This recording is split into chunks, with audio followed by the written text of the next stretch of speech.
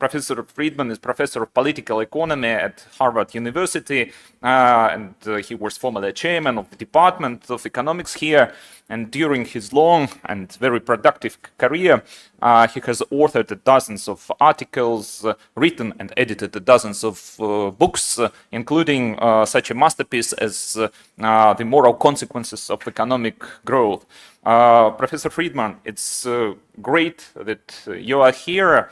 And I'm very happy to give floor. Yes, the floor is yours. Professor Friedman? Yes, hello. Hello, good morning, good afternoon for you, and it's a pleasure to be here. I'm honored to participate in this celebration of Smith's tercentenary. Thank you very much for inviting me. I have a few slides, and so if I may share my screen, I can put those up and proceed.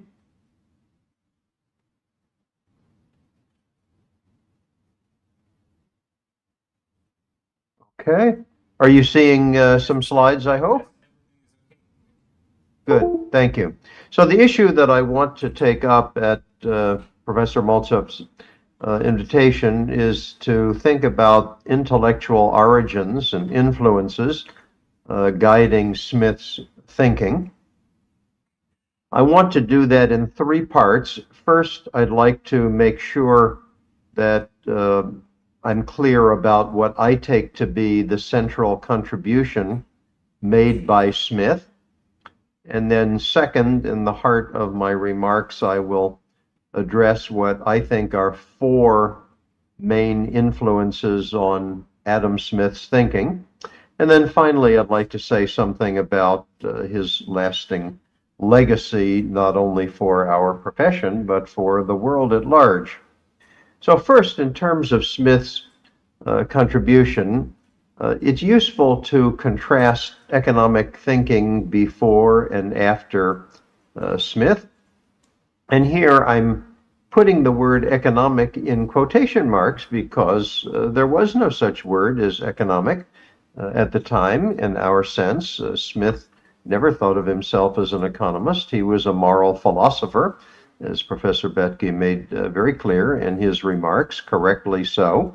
I would summarize economic thinking before Adam Smith, say as of 1700, in terms of three very simple propositions. First, could individuals correctly perceive what it was in their self-interest to do in the economic sphere? And the answer was probably not. And this is the reason that most people at that time thought it was necessary to direct economic activity from a top-down direction. The French had their mercantilist system. The English had this elaborate system of government-granted monopolies, and other countries similarly thought that having economic activity be a top-down enterprise was important. A second question is, even if people could ferret out what was in their self-interest to do in the economic sphere, if they acted on that self-interest, there was no implication that their doing so made anybody other than themselves better off.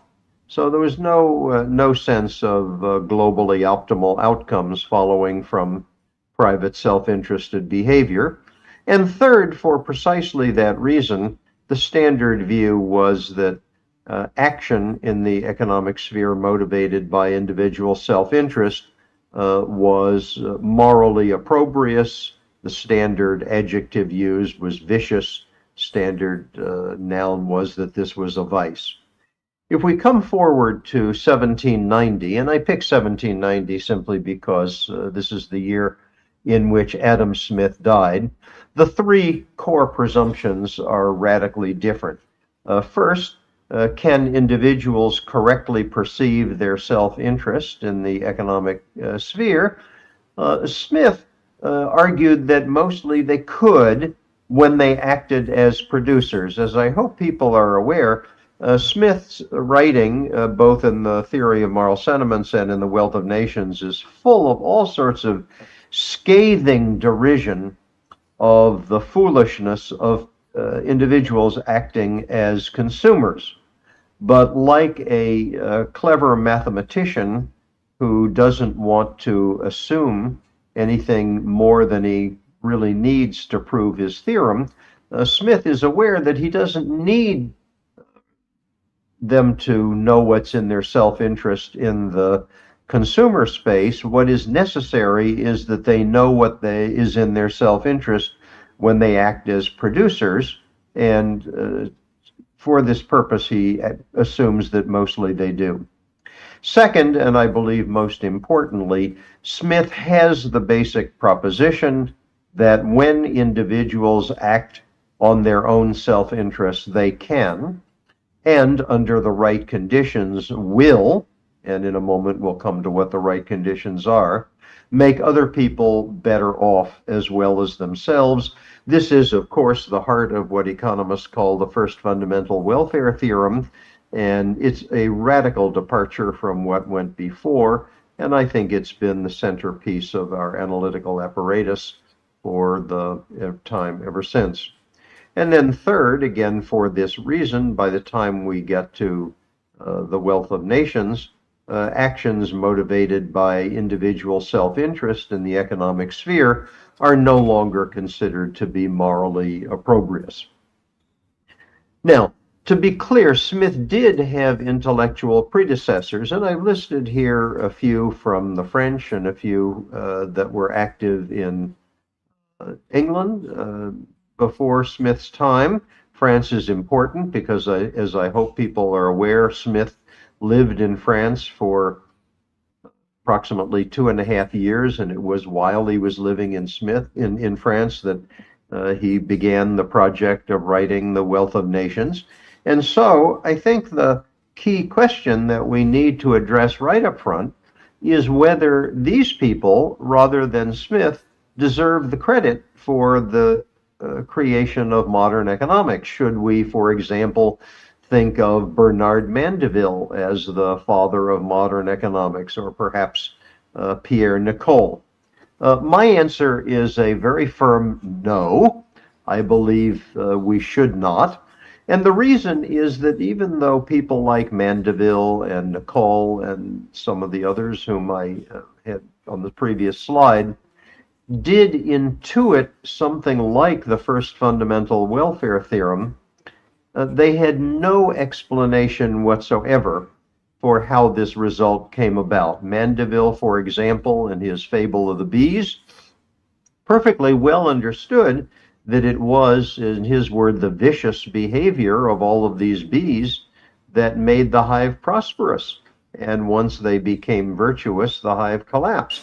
And similarly, Nicole had a marvelous essay from the 1670s, translated into English in the 1690s, laying out very clearly what in his language was the similarity between the results of actions driven by self-love and actions driven by charity. But they had no explanation for how this came about. They had no explicit awareness of the role of markets or competition in achieving this result. Now, we could say, okay, they didn't have our explanation. They didn't have Smith's explanation.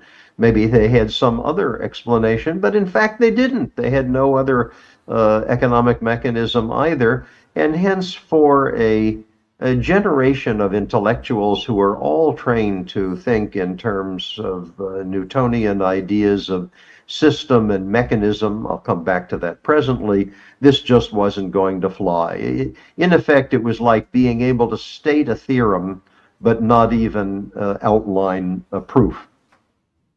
So let me be slightly more explicit now on Smith's argument in The Wealth of Nations.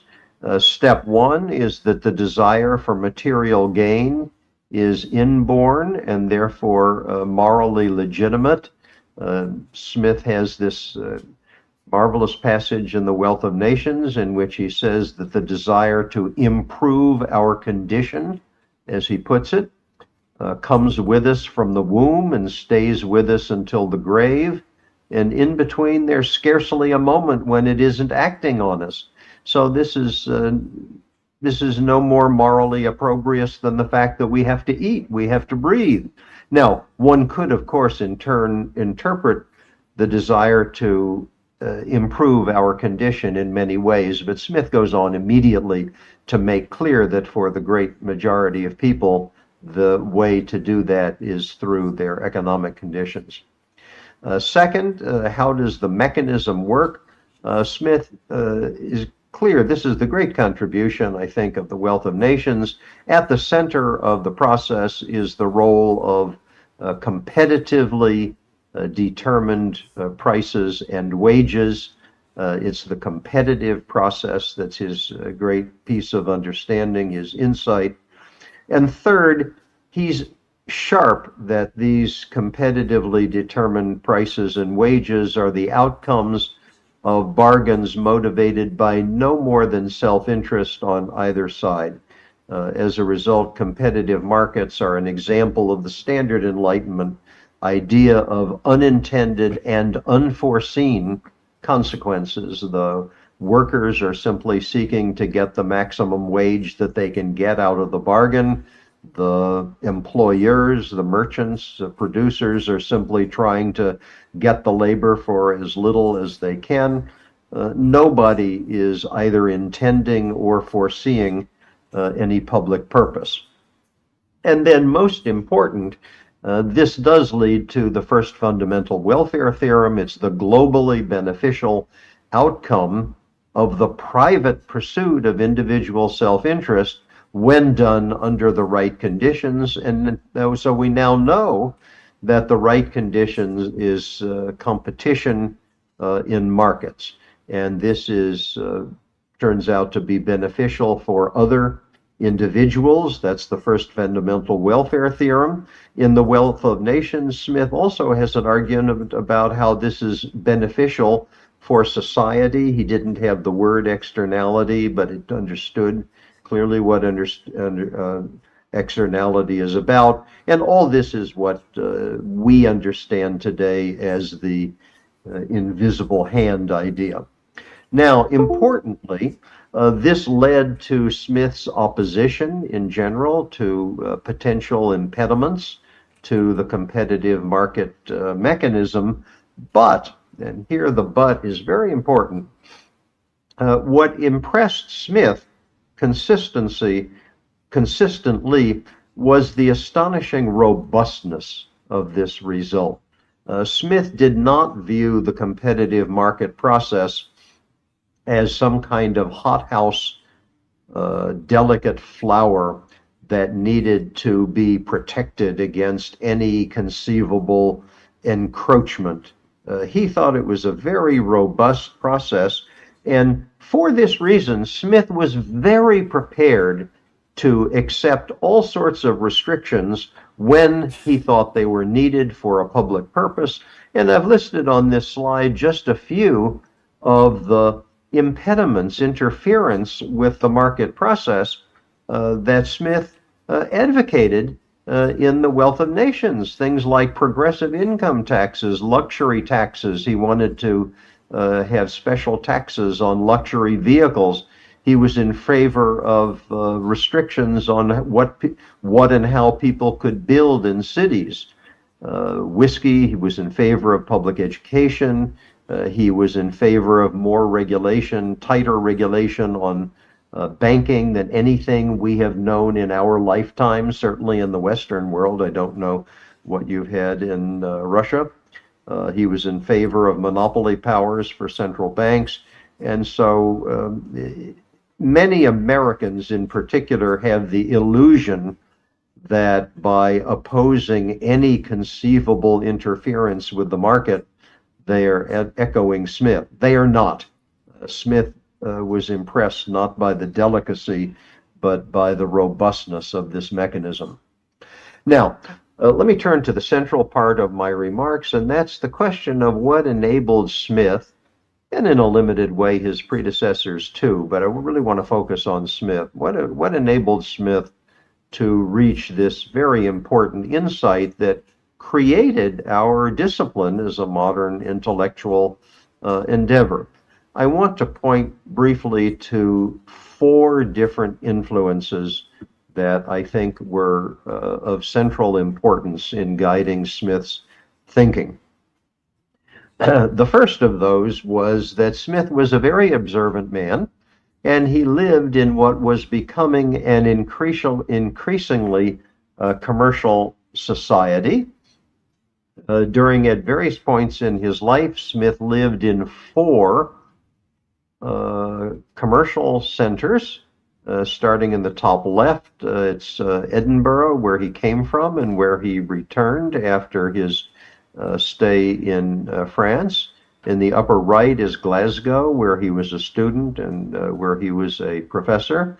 In the lower left is Paris, where he lived for 2 very informative years when he was just starting the process of writing the book. And then, of course, in the bottom right is London, where he spent much of his time after he came back from Paris. There was about a 10-year period before The Wealth of Nations emerged, and Smith spent much of that time writing the book not in Edinburgh but London. So he lived in a commercial world. His eyes were open. He approached it with great understanding. He mingled often with merchants and other people. And so I think this basic insight is there. This is well known, nothing original to me, and I don't think we need to dwell on it. Second, Smith, when he was an undergraduate at Glasgow, was exposed to Stoic philosophy. This is also well known. He and his friend and mentor Hume were very committed to the Stoics. The key principle that he took away that is of central importance for us is the Stoic idea of natural harmony in the universe.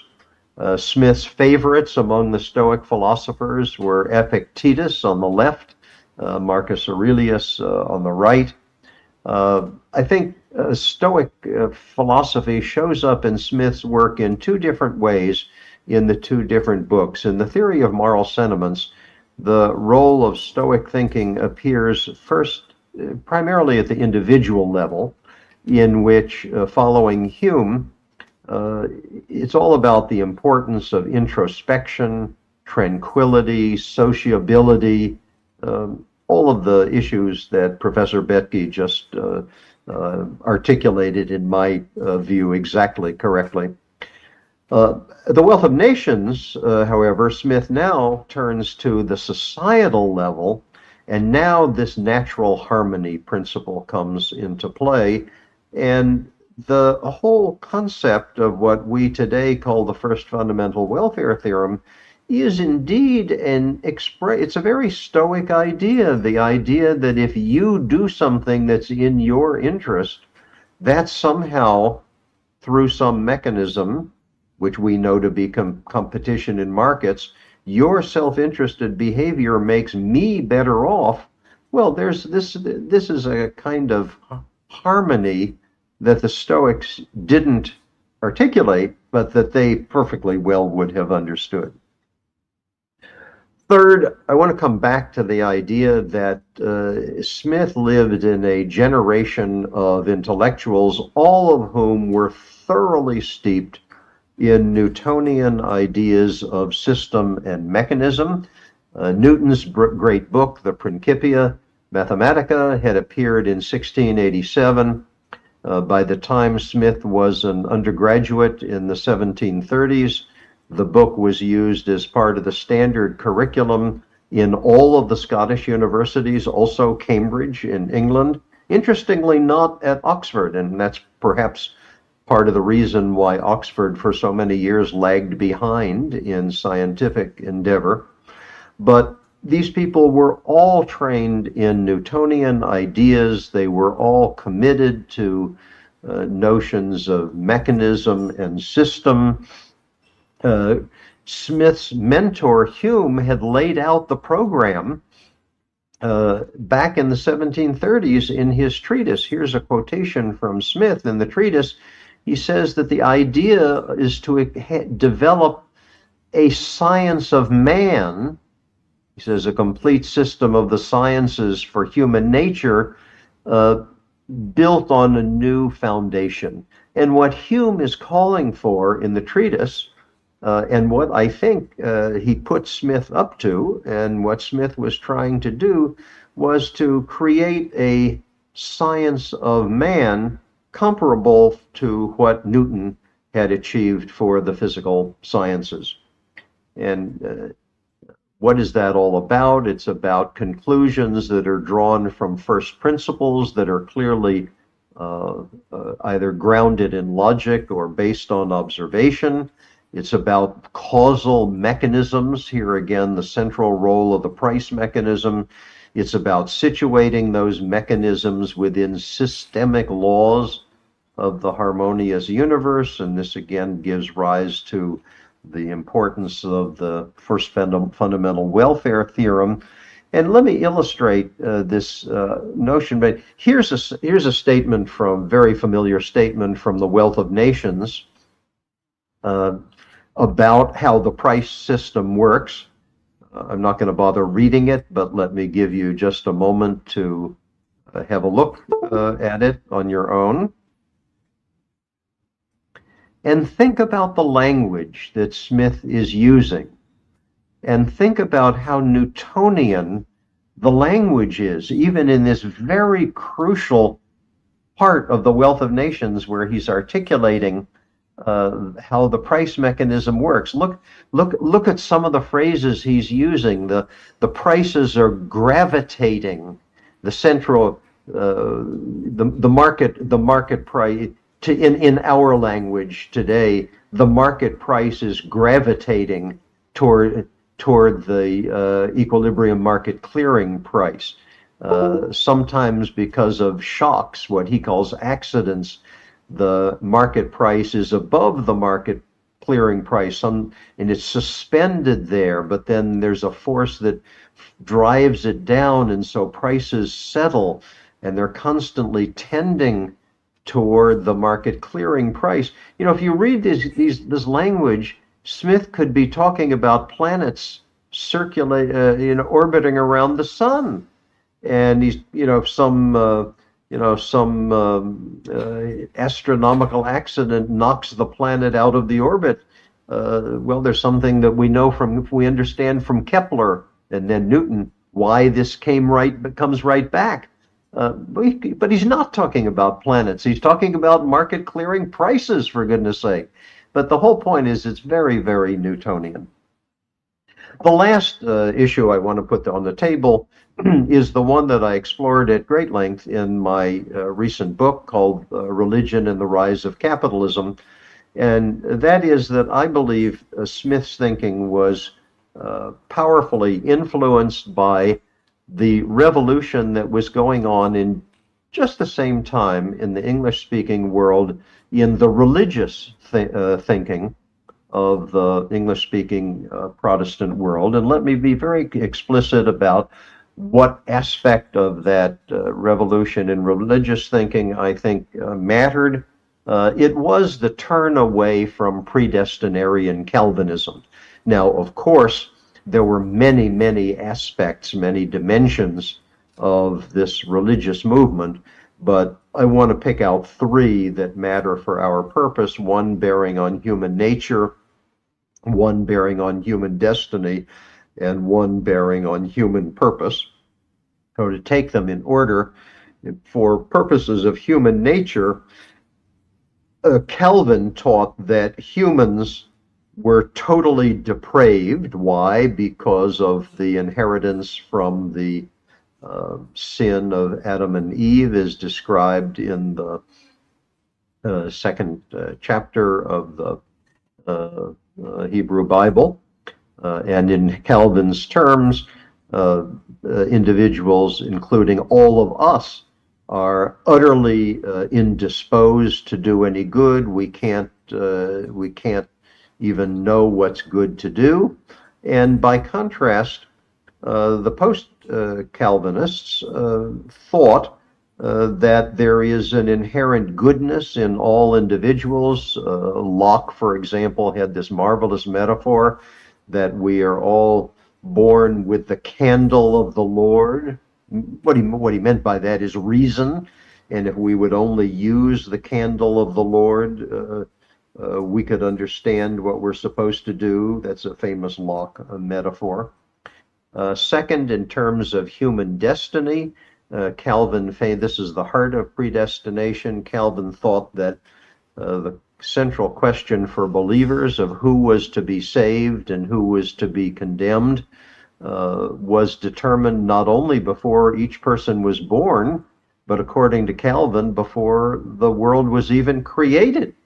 So here's the famous Memling triptych, and to believers who worried of this is the judgment, and people who worried about whether they were going to wind up on the left side being shown into heaven by St. Peter, or on the right side going down to eternal torment. This was a crucial issue for believers, and the post-Calvinists thought that was wrong. They thought that everyone was potentially eligible to be saved, and moreover, that human choices and human actions matter.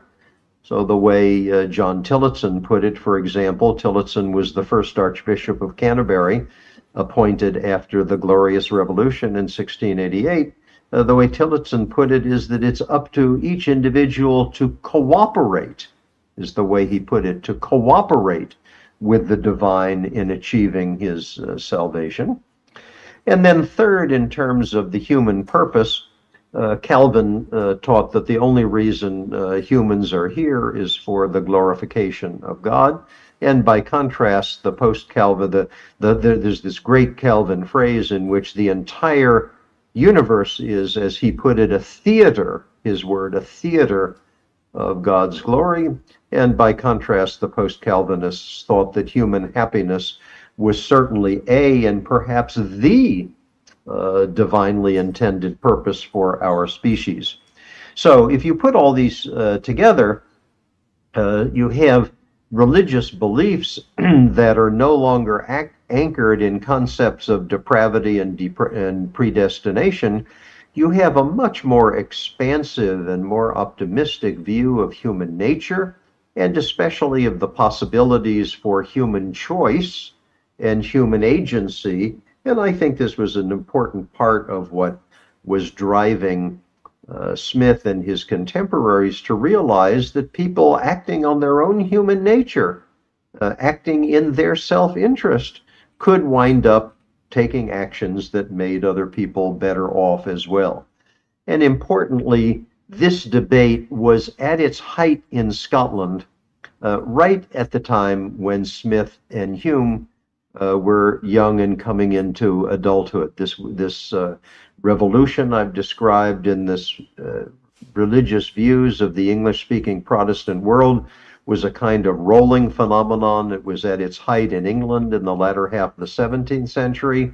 It hit Scotland in the middle of the 18th century. That's what important for Smith and Hume. And it got to my country in the latter half of the 18th century, which incidentally turned out to be very important for the foundation of the American Republic, but that's an entirely different story. Now, let me be very clear, just because I want to avoid misunderstanding. What I'm not suggesting is that any of this had anything to do with self-conscious intent by religiously committed individuals. We know that Hume was famously a skeptic. Most people in his day thought of him as an atheist. Smith had no known religious commitments himself. Most people think, and I do too, that he was at best a kind of 18th century deist, the kind of person that we in America would associate with, say, Benjamin Franklin or Thomas Jefferson. So what's the story then? How did all this work? I think it was,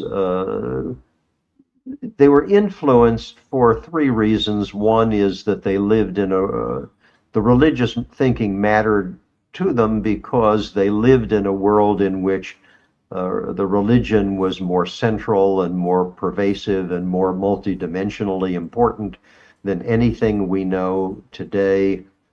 Intellectual life was much more integrated at that time. University faculties, Smith and Hume, were constantly mingling with their friends who were Church of Scotland clergymen. Their great friend William Robertson was the head of the church. And also keep in mind that these were issues over which people fought and men died. And so the 30 Years' War between the Catholics and the Protestants on the continent the century before, the English Civil War between two kinds of Protestants fought within the lifetime of Smith and Hume's grandparents, ongoing, the Jacobite Rebellion, all these uprisings in Scotland, some of which were right in, say, 1745, was right outside of Edinburgh. So they could not have helped but pay attention. And my view, which I've summarized in the book, is that all of this had to do with the Einstein view of the worldview. This was where their worldview came from. Einstein famously argued that scientific thought is a development of pre-scientific thought. And in another one of his papers, Einstein had this concept of the image of the world, in the original German, the Bild der Welt. And the Einstein idea is that the world is just too complicated. We can't make any progress if we try to analyze the world as it is. This is why we all tell our students that they may not like it, but they have to make simplifying assumptions, because without simplifying assumptions, there's no progress. Well, similarly, Einstein thought that each person has to create for himself or herself an image of the world, and then what the scientist does is to analyze not the world as it is, but the image of the world. That's what we economists do. We create models. Why do we create models with simplifying assumptions? Because the world is too complicated. And so instead what we do is we create a model, and then we analyze not the world, we analyze the model. Well, Einstein, interestingly, if you look at the statement, thought that this was not just what scientists do. And Einstein here mentions poets, he mentions painters, he mentions philosophers, and of course Smith was a philosopher. And Einstein doesn't particularly mention economists, but other people did. I think the Einstein idea is identical to what Schumpeter in the history of economic analysis meant by pre-analytic vision. Incidentally, that uppercase V on vision is not a typo. That's the way Schumpeter wrote it, with a capital V. And my colleague and dear friend, whom I miss very much, Ken Galbraith, wrote that economic ideas are always and intimately a product of their own time and place.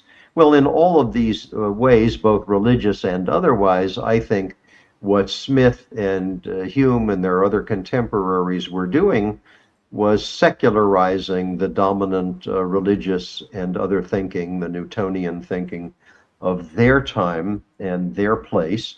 And I think the lasting legacy is that this view is still with us.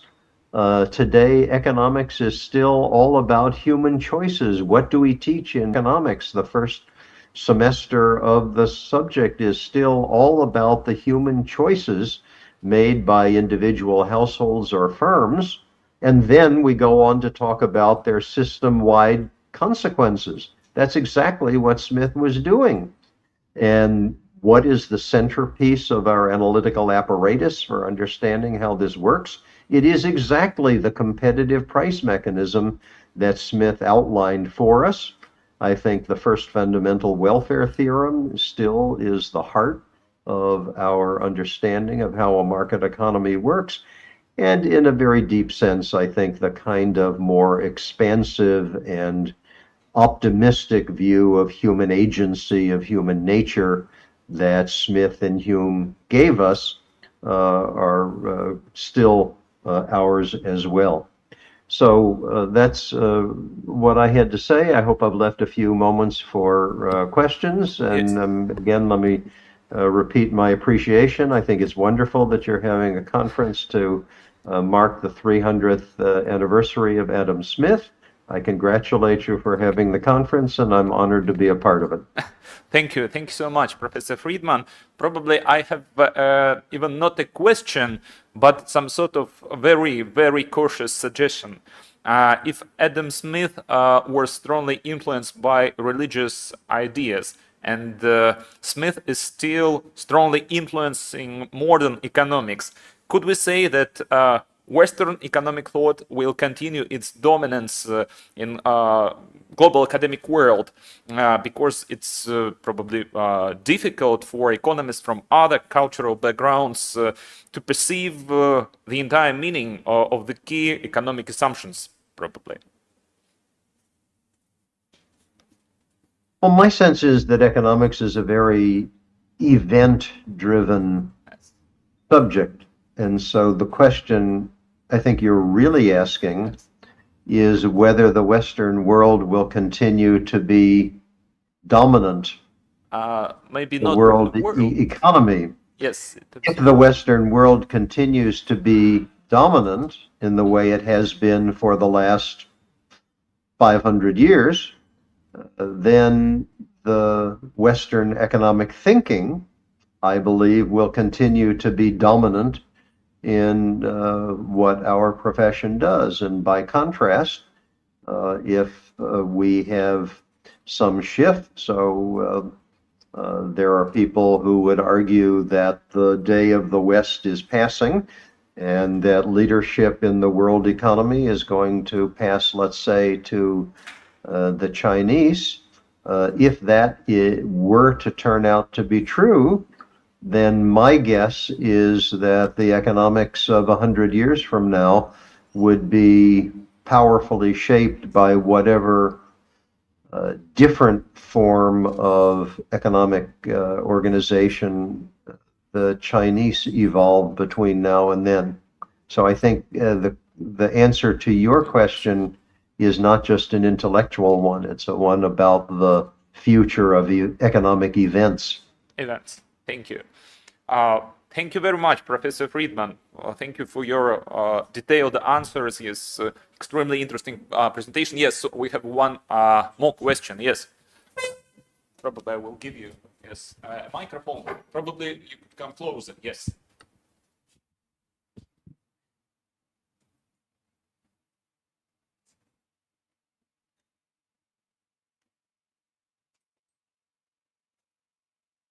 Yes.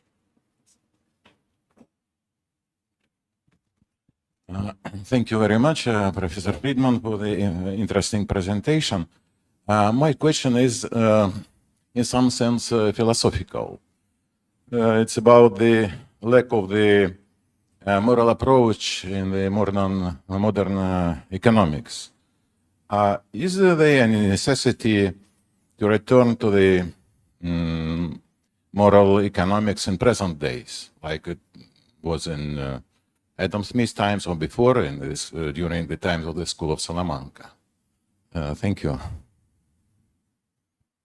Yeah, I don't see I don't see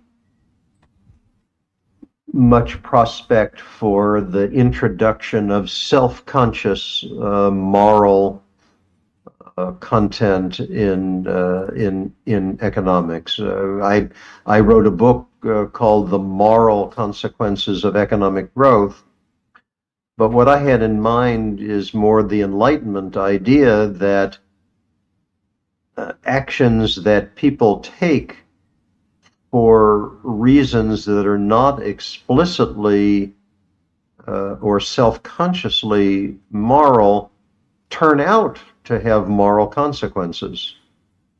And I think this is consistent with the Smith idea, what Hume had in mind. It's the notion of the systemic consequences of individual actions. Now, one could imagine and here going back to the Salamanca people, about which I want to be careful not to pretend to know more than I do, because my awareness of this is very, very much in passing. But my sense is that there was a long pre-modern period in which people tried to use economic thinking as a way to further the project of getting people to be,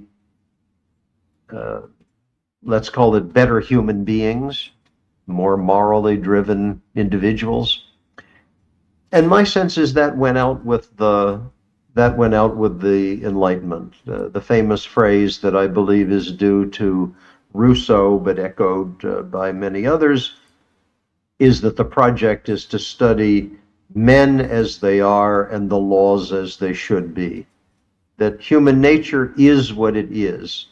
And I took that to be the exploration in the theory of moral sentiments. Smith was not trying to persuade people to adopt a different human nature than they had. He was taking human nature as what it was. Think about the very first sentence of the theory of moral sentiments. It just starts off, I'm not going to quote it exactly, but everybody's probably read it. He says, there are evidently some aspects of human nature that lead people to take an interest in the well-being of other people. And he goes on to talk about sympathy. He's not saying people should have sympathy. He's saying that they do. And moreover, he's very clear that it isn't his business to explain where that comes from. It's just an observation. It's just a given. And his whole discussion of the theory of the impartial spectator, praise versus praiseworthiness, all of this, he is taking human nature as it is. So I think as long as we are within the dominance of post-Enlightenment Western thinking, that's going to continue. We're going to take human nature as what it is. There is a whole industry of people who would like to make us better human beings. This is the clergy. That's a different enterprise. They're welcome to do that. I encourage them, but that's not what we're here for.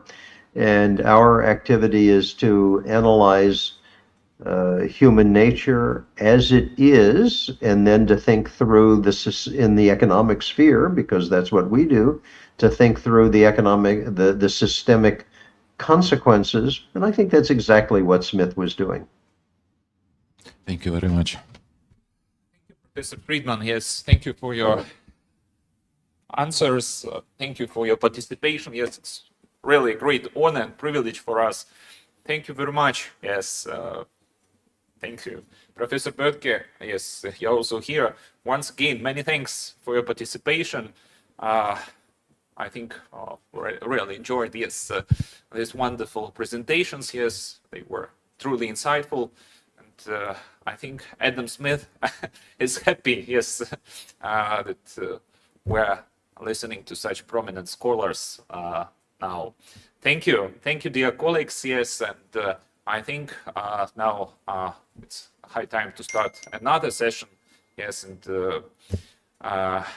Professor Böttke, thank you. Professor Friedman, thanks. Thank